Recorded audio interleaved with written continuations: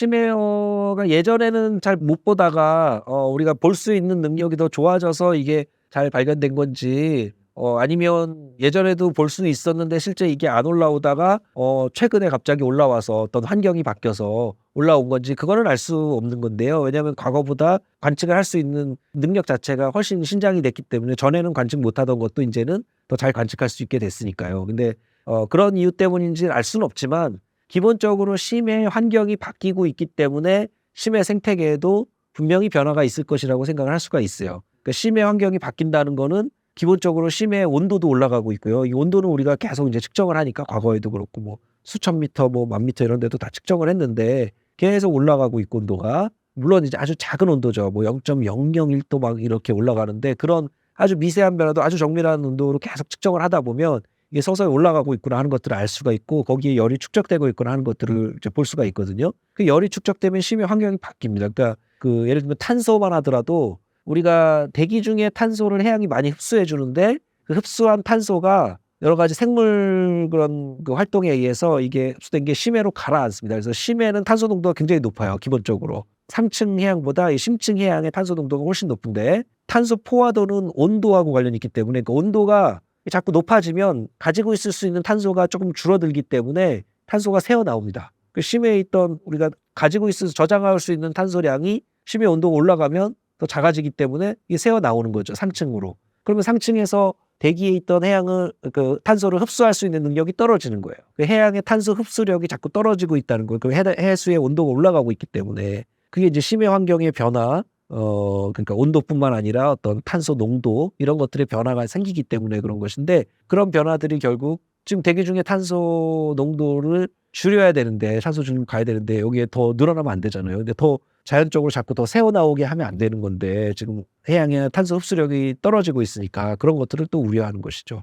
그래서 이 심해 환경 변화라는 게 우리 지금 이런 기후 앞으로의 기후가 어떻게 될지를 정하는 데에서도 또 중요한 부분이다. 이렇게 말씀드릴 수 있죠. 작년에 인도양 승선 조사 중에 인도양에서 우리가 인제 뭐 배를 타고 육지를 떠나서 망망대해로 막 며칠 동안 계속 나와서 이제 주변에 아무 그게 사람 그림자도 없고 이 망망대해 속에 인제 우리 탐사대 배만 있는 건데 그렇게 막 항해하고 있는데 어느 날 갑자기 갑판에서 인제 뭘 작업하는데 갑판에 뭐가 쓰레기 봉투 같은 게 후두둑 하면서 이렇게 떨어졌어요, 갑판에. 그래서 '저게 뭐지?' 뭐 이랬는데 뭐가 그냥 떼굴떼굴 굴러서 뭐 이렇게 근데 새인 거예요, 새.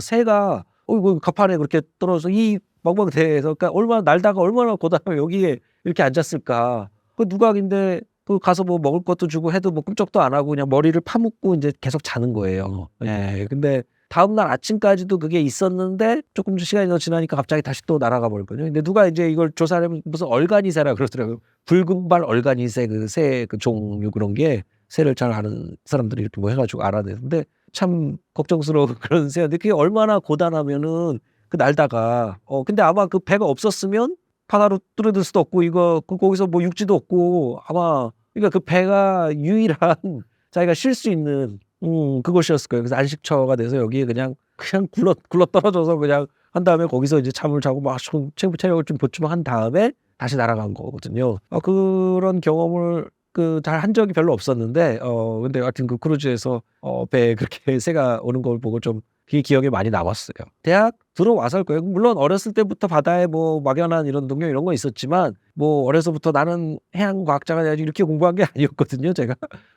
그리고 심지어 제가 고등학교 때 생물반이었기 때문에 지구과학반, 생물반 이렇게 나뉘는데 전 지구과학반 안 갔어요. 생물반 갔었거든요.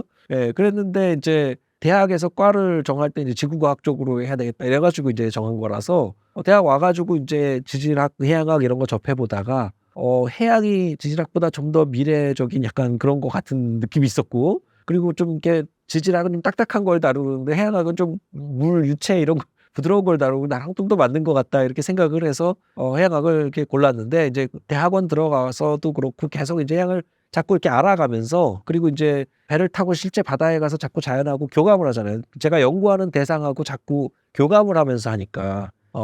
그러면서 점점 더 바다에 대해서 더 알고 싶고 또 알아낼수록 또 재밌고 남들이 모르는 이런 것들을 알아낸다는 것도 재밌고 또 관측 해양학을 하니까 인제 배를 타고 직접 하여튼 가는데 이게 아무도 안 가본 그런 곳에 갈 수도 있단 말이죠. 어떻게 보면은 그 자연 날 것 거기에 최전방에 가서 가장 먼저 이 샘플에서 데이터를 얻고 이 자연에 대해서 알아내려고 하는 그런 어떤 탐사대의 어떤 최선봉에 있다. 뭐 이런 것들이 되게 이제 흥분을 주고 그런 매력이 있고, 또 이 데이터를 가지고 몰랐던 것들을 계속 알아낸다는 것에 대한 그런 또 매력도 있고, 직접 또 바다를 보면서 이렇게 막 탐사를 하면서 피부로 느끼면서 한다는 거, 그런 것들이 좀 여러 가지 그 해양 과학자로서의 매력에 좀 빠지게 된 것이 아닌가. 그러니까 하면서 점점 매력에 빠진 것 같아요.